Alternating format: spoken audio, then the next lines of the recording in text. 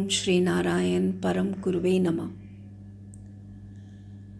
My heartfelt thanks to all members of New Delhi Sakha of SNDP for giving me this chance of presenting the excerpt from the work of my husband, late Mr. Balachandran MS, on Jagat Guru Sri Narayan Guru, who transformed the Kerala, which was once called Lunatic Asylum by Swami Vivekanand, into a spiritual abode by his spiritual message of fraternity and compassion. Gurudevan stressed on the divinity of all religion and enmity of all faiths. The society of Kerala in those days, when Gurudevan descended on the social scene, was such that it had a rigid caste system, and social freedom was curtailed everywhere, even in the worship of God. Gurudevan found all this offensive to human dignity, and he condemned caste-based restrictions as against the spirit of Advaita Vedanta. He unleashed a peaceful spiritual revolution through his consecration of Shivalingam at Arvipuram in 1888. With this act of extreme defiance, he challenged the exclusive privilege of Brahmin priest in installation of an idol, and he silenced conservatives by his historic reply that this is our Shiva, this is an Irva Shiva.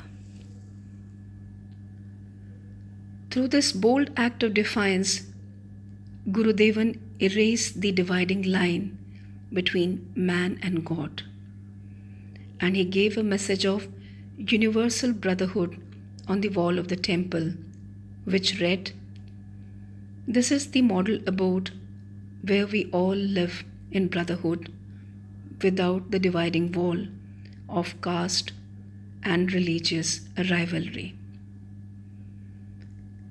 After this Shiva Pratishtha, Gurudevan consecrated more than 60 temples, bringing a higher sense of spirituality amongst the masses.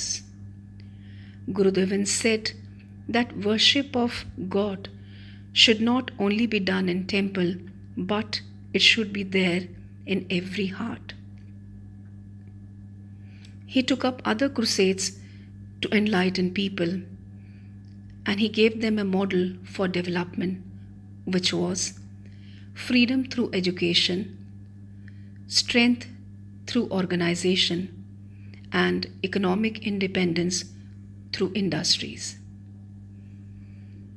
In order to execute these ideas and for education, economic progress of people, Gurudevan founded Sri Narayan Dharam Paripalan Yogam, SNDP, in 1903, and he was also president of it.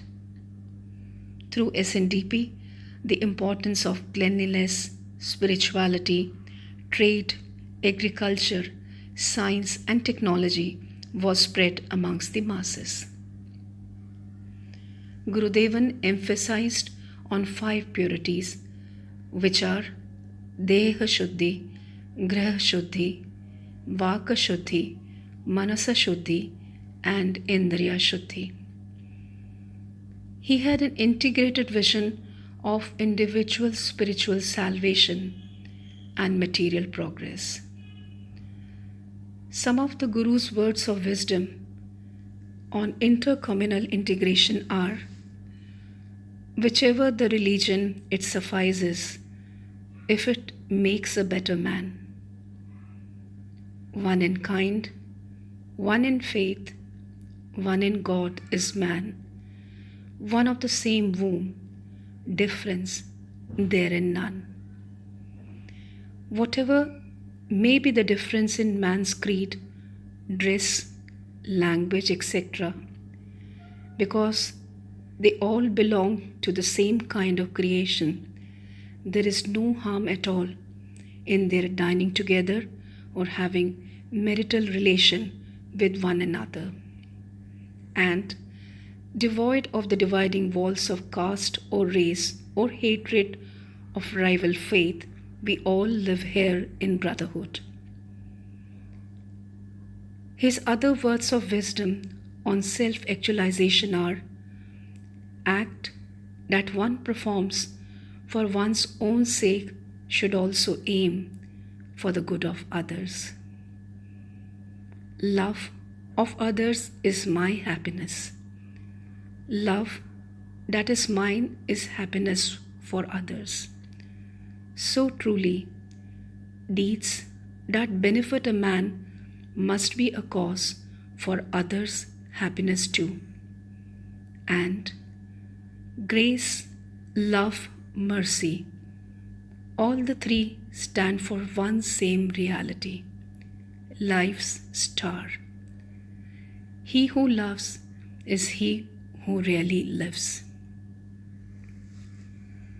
Through the spiritual renaissance brought about by Gurudevan, within a short span of 40 years, the Avarnas of Kerala became educated, progressive, and spiritually emancipated. These people now had dignity, self-respect, and economic independence. The great, glorious Guru is gone. He is not there with us physically, but his legacy of spirituality beyond religion and respect for all, irrespective of caste and creed, lives forever on the minds of the mankind. May Gurudevan's grace be showered on us all. With these words, I end my talk. Thank you.